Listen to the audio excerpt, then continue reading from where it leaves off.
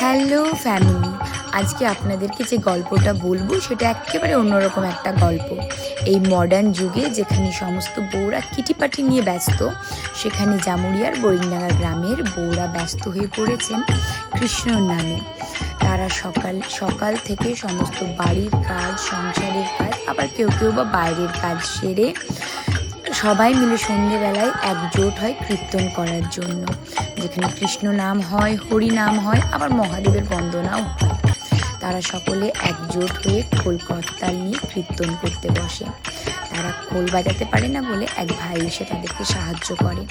তারপর তারা বিভিন্ন রকমের কীর্তনের মাধ্যমে নিজেদের মনকে চাঙ্গা করে তোলে। এই জন্য এক অন্যরকম চার্জ সিস্টেম।